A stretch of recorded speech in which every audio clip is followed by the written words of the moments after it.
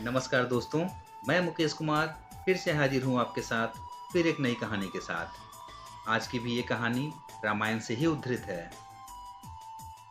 दोस्तों, माता सीता के स्वयंवर के बारे में तो आप सभी लोगों को पता होगा, लेकिन आज मैं जो चीज़ आपको बताने जा रहा हूँ वह शायद न तो कभी रामायण में दिखाया गया और शायद आपकी जानकारी में भी न होगा।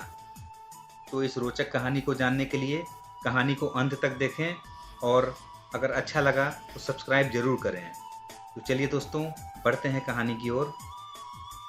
दोस्तों, क्या आपको पता है कि राजा जनक ने अयोध्या नरेश को सीता के स्वयंवर में आमंत्रित नहीं किया था? यह बिल्कुल आश्चर्यजनक किंतु एक सत्य घटना है। इसके पीछे एक बहुत ही बड़ा कारण है जिसका कि मैं आपका विवरण सुनाने जा रहा हूँ।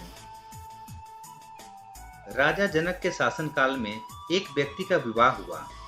जब वह पहली बार सज संवर कर ससुराल के लिए चला तो रास्ते में चलते चलते एक जगह उसको दलदल मिला जिसमें एक गाय फंसी हुई थी जो लगभग मरने के कगार पर थी। उसने विचार किया कि गाय तो कुछ देर में मरने वाली ही है तथा कीचड़ में जाने पर मेरे कपड़े और जूते खराब हो जाएंगे। अतः वह गाय के ऊपर पैर रखकर आगे बढ़ गया। जैसे ही वह आगे बढ़ा, गाय ने तुरंत दम तोड़ दिया तथा श्राप दिया कि जिसके लिए तू जा रहा है उसे देख नहीं पाएगा, यदि देखेगा तो वह मृत्यु को प्राप्त हो जाएगी। यह सुनकर वह व्यक्ति अपार दुविधा में फंस गया और गौ शाप से मुक्त होने का विचार करने लगा। ससुराल पहुंचकर वह दरवाजे के बाहर घर की ओर पीठ करके बैठ गया और यह विचार करने लगा कि यदि पत्नी पर नजर पड़ी तो अनिष्ट न हो जाए। परिवार के अन्य सदस्यों ने उसको घर के अंदर चलने का काफी अनुरोध किया, किंतु वह नहीं गया और न ही रास्ते में घटित घटना के बारे में किसी को बताया।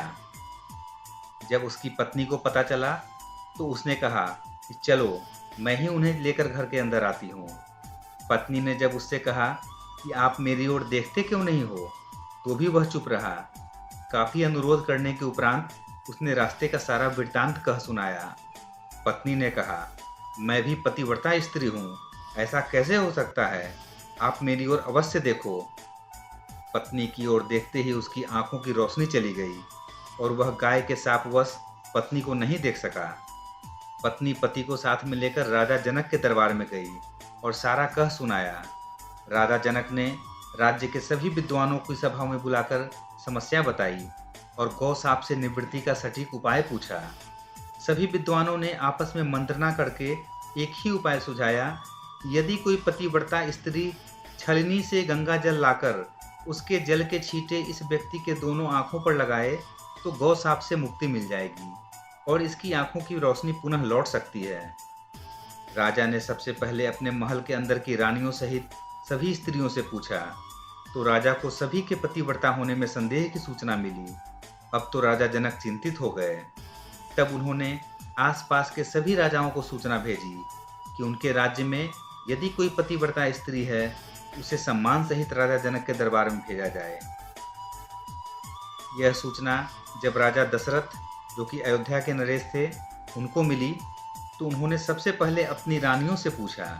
प्रत्येक रानी का यह उत्तर था कि राजमहल तो क्या, आप राज्य के किसी भी महिला, यहाँ तक कि झाड़ू लगाने वाली, जो कि उस समय अपने कार्यों के कारण सबसे निम्न श्रेणी की मानी जाती थी, उनसे भी पूछेंगे तो उसे भी पतिव्रता पाएंगे।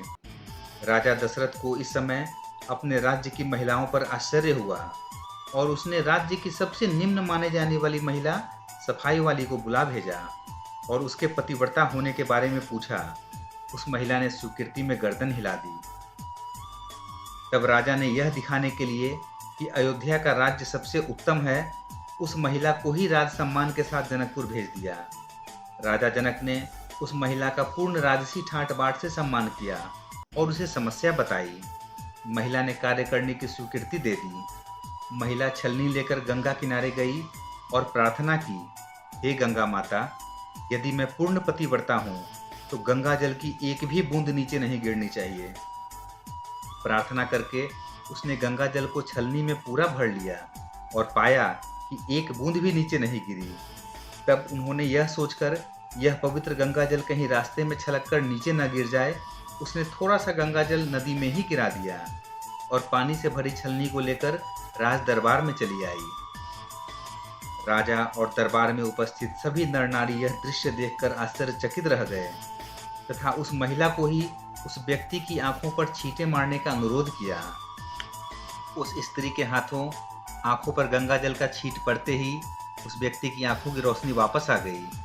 सभी लोग उस महिला की जय जयकार करने लगे। राजा ने काफी सारा पारितोषिक देकर उस महिला को विदा किया। जब उस महिला ने अपने राज्य को वापस जाने की अनुमति मांगी तो राजा जनक अनुमति देते हुए जिज्ञासावश उस महिला से उसकी जाति के बारे में पूछा। महिला द्वारा बताए जाने पर राजा आश्चर्यचकित रह गए। सीता स्वयंवर के समय यह विचार करके कि जिस राज्य की सफाई करने वाली इतनी पतिव्रता हो सकती है तो उसका पति कितना शक्तिशाली होगा। यदि राजा दशरथ इसी प्रकार किसी भी व्यक्ति को स्वयंवर में भेज दिया तो वह तो धनुष को आसानी से संधान कर लेगा और कहीं राजकुमारी किसी निम्न श्रेणी के व्यक्ति को न वर्ण ले। इसी वजह से यही एक कारण था जिसके कारण राजा जनक ने अयोध्या नरेश को सीता के स्वयंवर में निमंत्रण नहीं भेजा। लेकिन विधि के विधान को, विधि के लेखनी को कौन मिटा सकता है। अयोध्या के राजकुमार वन में विचरण करते हुए अपने गुरु के साथ ही जनकपुर पहुंच गए और धनुष तोड़कर श्री राम ने सीता को वर्ण लिया। तो दोस्तों, यही थी वो छिपी हुई दास्तान जिसे मैंने आपके सामने रखा। उम्मीद है आपको काफ़ी अच्छा लगा होगा। दोस्तों, इस वीडियो को लाइक शेयर करना ना भूलें और चैनल को सब्सक्राइब जरूर करें। आगे भी आपको इस तरह की कहानियाँ सुनने को देखने को मिलती रहेगी। मिलते हैं फिर किसी अगले कहानी में। तब तक के लिए जय हिंद, जय भारत। व्यस्त रहें, स्वस्थ रहें, मस्त रहें।